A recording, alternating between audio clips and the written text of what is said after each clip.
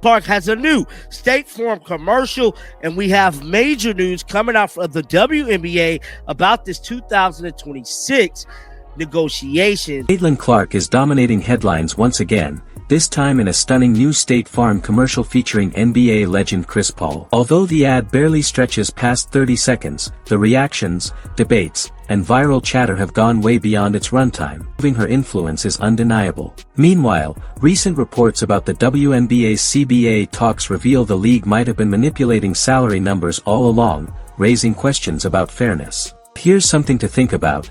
Why do some people struggle to watch Caitlin Clark excel both on the court and off it? Is it envy, insecurity, or something else entirely? Drop your thoughts below, let's discuss openly. As always, Caitlin Clark continues to live rent-free in the minds of countless fans and critics alike, carrying herself with unmatched confidence and fearless energy. Truly unstoppable star power. Home, auto, State Farm agents are here for your questions. Chris, you retiring? Want to help with this question? Allow me to assist. Dad, are you retiring? What's your name, little guy? Tell me, you retiring? Oh, it's mascot Jake. So everyone says you're gonna retire. Is it true? You can tell me. Is this metal? Are you going to retire? Caitlin Clark just stole the spotlight in State Farm's newest commercial, and fans can't stop talking about it. Chris Paul, who has been the face of the brand since 2008, almost 17 years of Jake from State Farm sketches, jokes, and even his fictional twin Cliff Paul, remains iconic, practically inseparable from the company's identity. But this time, the focus wasn't entirely on him. The ad revolves around the question of whether CP3 might finally retire. The setup has everyone, from reporters to his own son, asking Paul if he's stepping away from basketball at age 40, now playing on a one-year $3.6 million contract with the Clippers. Just when the spotlight is fully on him, Caitlin Clark confidently enters the scene, locking eyes with Paul and delivering a playful, no-nonsense interrogation. Is it true? Are you retiring? You can tell me. Her witty energy and teasing tone instantly shift the mood, giving the commercial a fresh, viral twist. Unsurprisingly, the internet erupted. One ex-user exclaimed, "Nobody understands how much I love Caitlin Clark's State Farm content," while another quipped, "New State Farm commercial with Caitlin Clark cameo. And honestly, nobody cares if Chris Paul retires. Half of us thought he already did." Reactions perfectly capture the excitement and chaotic energy Caitlin brings to the screen. Truly next-level star energy. In what was billed as a Chris Paul retirement commercial, the true scene stealer was Caitlin Clark, who owned the screen in barely 10 seconds. To grasp why that's so significant, you need to understand her history with State Farm.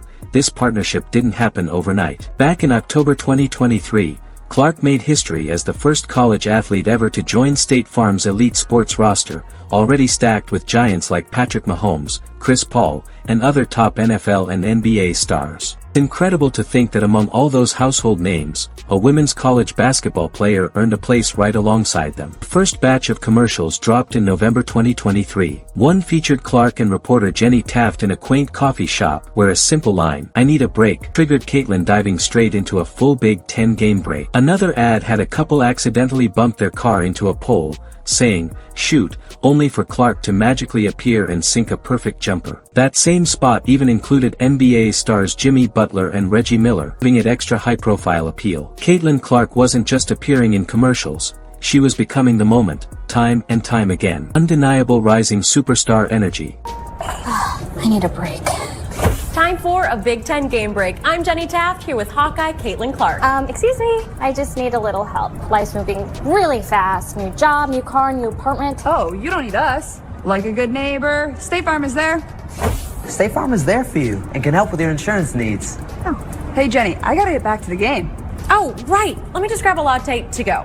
Make that two. Could I have a scone? Clark just redefined what a sports commercial can be with State Farm's latest, From the Logo, campaign, and fans are calling it her most inventive spot yet. The concept centers on her legendary deep-range shooting, those jaw-dropping three-pointers she sinks from way beyond the center court logo. In the ad, Caitlin quips, "You know, life would be easier if I could do everything from the logo." Jake from State Farm, taking her words literally, hilariously paints the logo all over her house, on the floor, in the kitchen, even by the laundry, so she can tackle everyday chores like opening pickle jars or sorting clothes while standing in her logo spot. It's clever, playful, and perfectly on brand.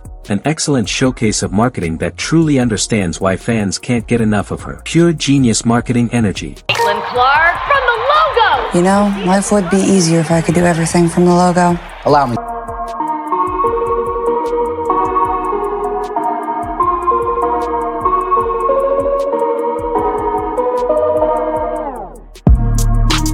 The answer is Sheboygan. The match. P-E-Z-O-L. Bottom row? From the logo. From the moment this ad dropped during the NBA playoffs and ran throughout the WNBA season, it was clear that State Farm isn't just experimenting, they're fully invested in making Caitlin Clark a cornerstone of their long-term marketing strategy. With the latest Chris Paul retirement spot, that commitment speaks even louder. Sharing the screen with a 21-year NBA veteran who has been the face of State Farm since 2008 highlights just how much the brand values her. The bigger picture gets even more compelling.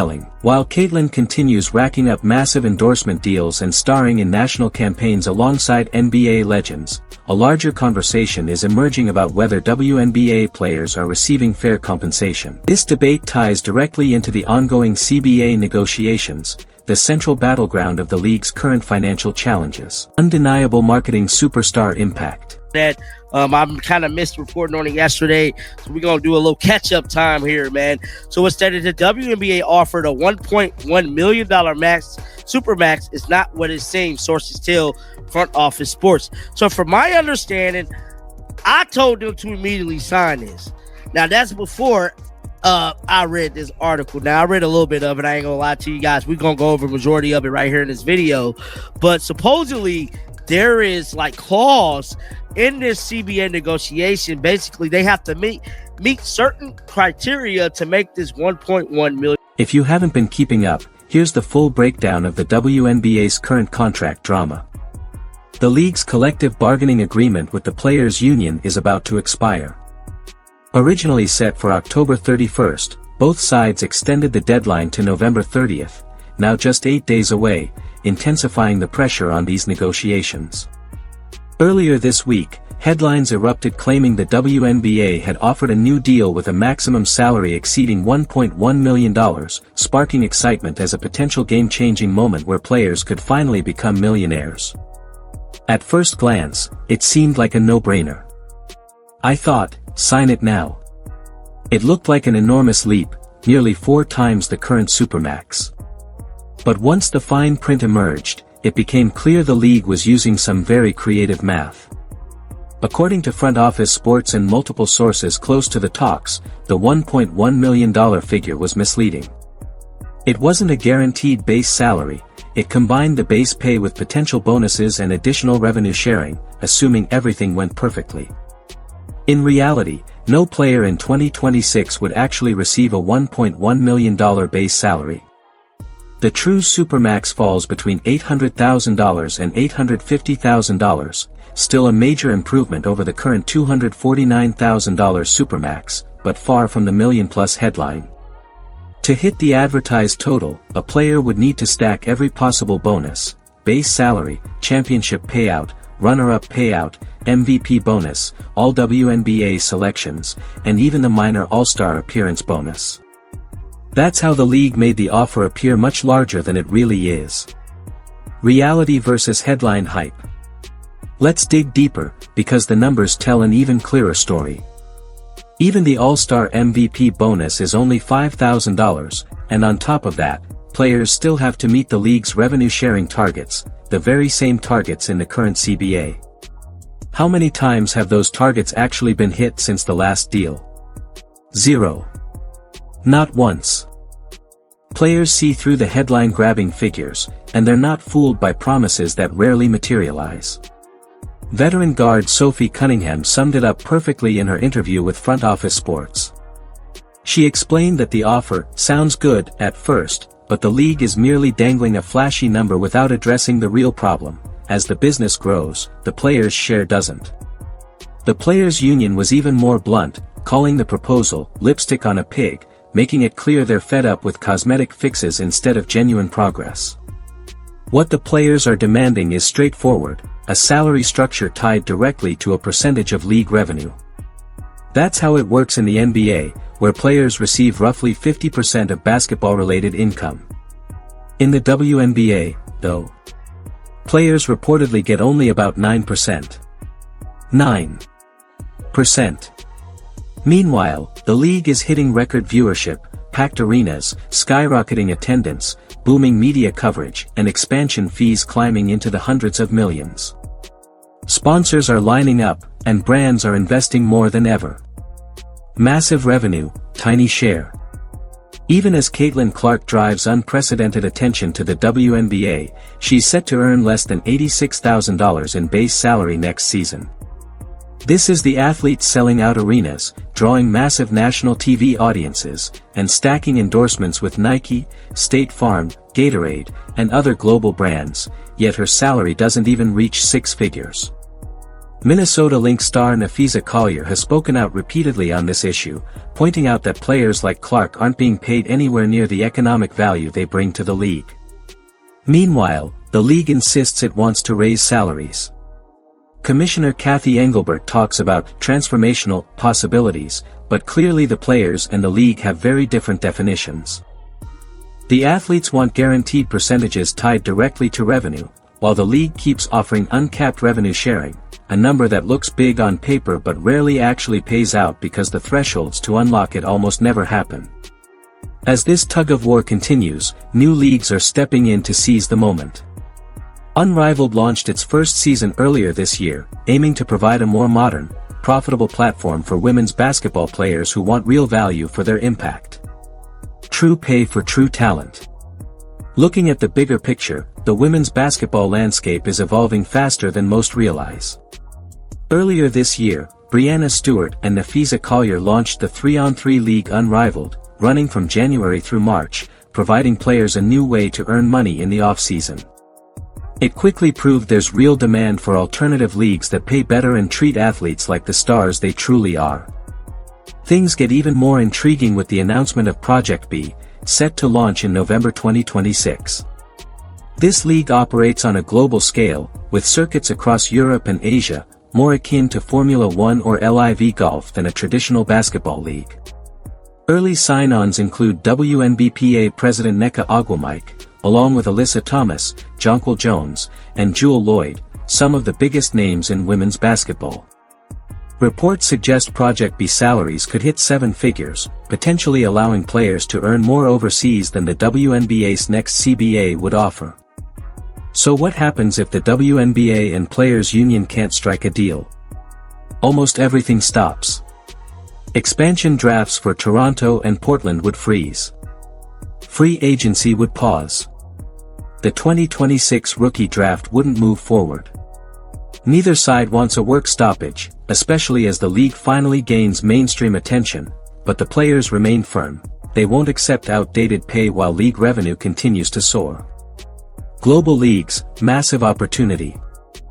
Everything comes back to Caitlin Clark, who continues to redefine what it means to be a superstar in women's basketball. While she headlines national State Farm commercials and recently signed an 8-year, $28 million Nike deal, the largest shoe contract in WNBA history, her official league salary remains under $86,000. She's launching signature shoes, stacking massive brand deals, and earning millions in endorsements, yet her WNBA pay barely reflects the value she generates for the league. Critics often complain that Caitlin gets too much attention, too many deals, or too much spotlight compared to her peers. But the reality they refuse to acknowledge is simple: Caitlin didn't create the system, she's just excelling within it. If the WNBA tied salaries to actual revenue contribution, Caitlin's earnings would skyrocket. The same goes for stars like Aya Wilson, Breanna Stewart, and countless others who elevate the league night after night.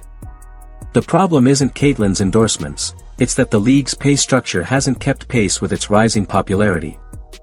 Teammate Lexi Hull recently shed light on the issue in an interview with Glamour, describing the jealousy aimed at the Indiana Fever since Caitlin arrived. Hull revealed that players from other teams openly discuss the Fever in locker rooms, and every time the team steps into an arena, it feels like a target is on their backs.